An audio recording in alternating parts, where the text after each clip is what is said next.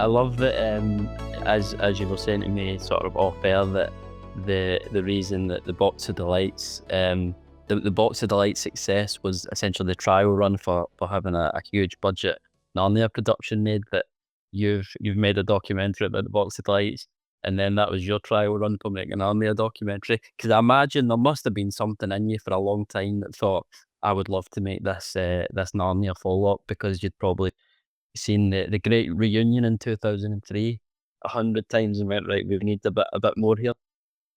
Yeah, well, I think there's a very natural relationship between the Box of Delights and Narnia. And Box was made at the BBC in 1984, had a budget of 1 million pounds, which at that point for the BBC, for the children's department, basically, is the largest budget they'd ever had. And everybody at the time went, "You're mad! How can you do this?" And then actually the show was a huge success and won BAFTAs and is great, is a wonderful piece of television. And they were very much looking at around and saying, "What can we do next?" And I think the conversations with C.S.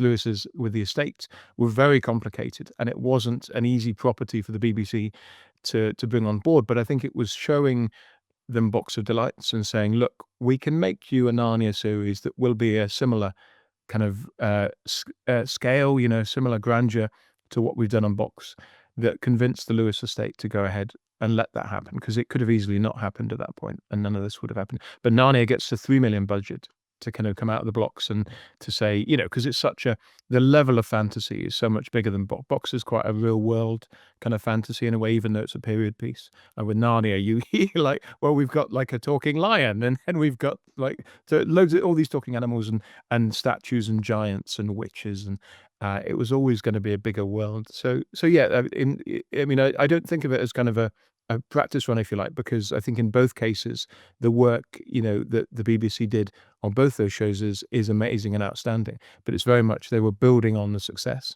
of Box by going ahead with Narnia, in the same way that I hope our doc Return to Narnia is building on what we did with Box. But in the same way, it's a bigger scale.